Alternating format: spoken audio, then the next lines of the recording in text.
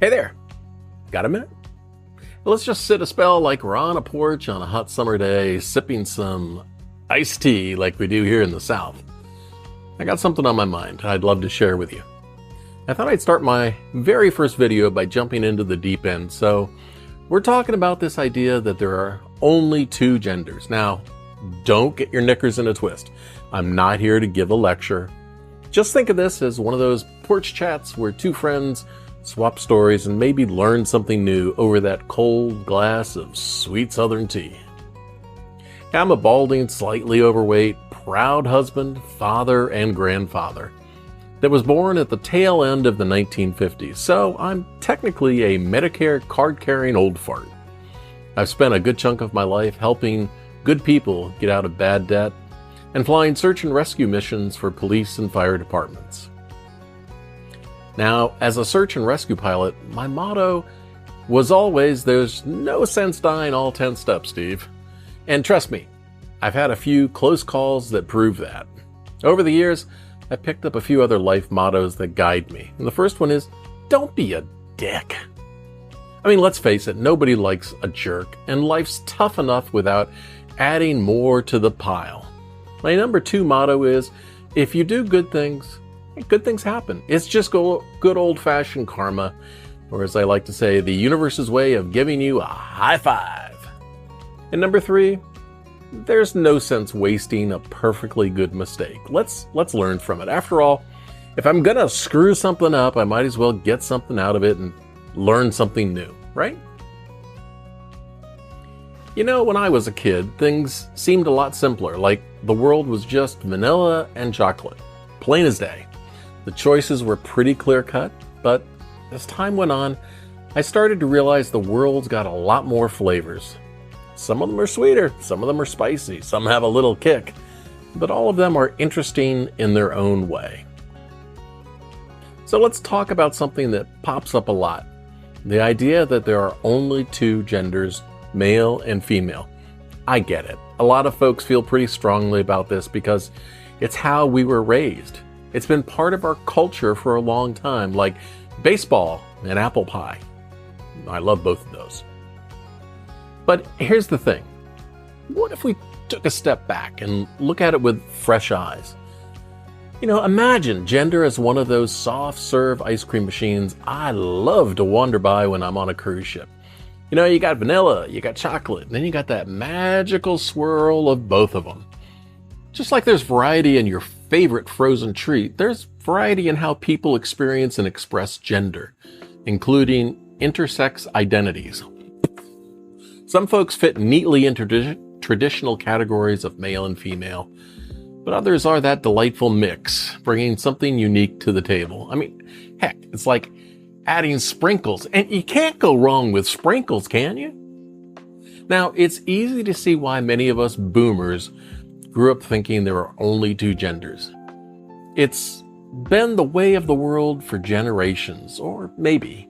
But if we take a step back and look at different cultures, we'll see that many places recognize more than just male and female genders, including intersex. So what the hell is intersex, you ask? Well, it's a term used to describe folks who are born with physical sex characteristics that don't exactly fit in the typical definitions of male or female. It could be anything from chromosomes to hormones, genitalia, or reproductive organs that don't quite match the usual boxes. And here's something to chew on. Some gender variations, including intersex, are actually more common than red hair. Yes, you heard that right. More common than that fiery-haired neighbor down the street. Different cultures have their own ways of seeing gender. We're not all the same. I mean, for example, in Samoa, there's an identity known as, I'm going to screw this up, Fa'afine? I'm close. And in India and Pakistan, there's the Hijra.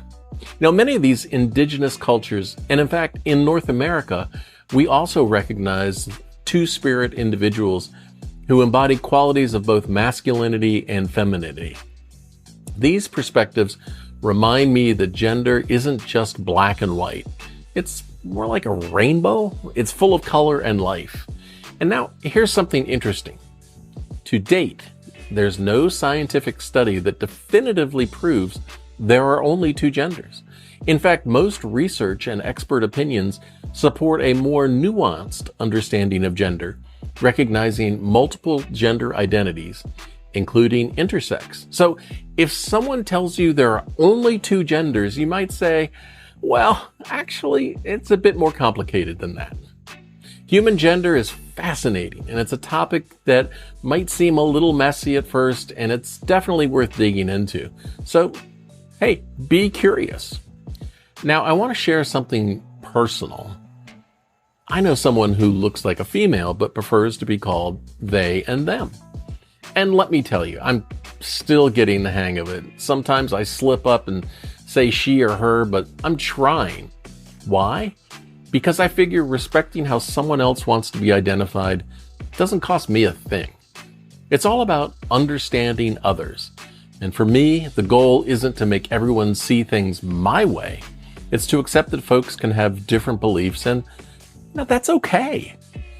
It doesn't make me angry when someone sees things differently. What matters is showing respect, and hey, it's worth the effort because it's important to them. And if you're looking into this from a Christian perspective, there's a lot of good advice in the Bible that can guide us. Romans 12:18 says, "It is possible as far as it depends on you, live at peace with everyone."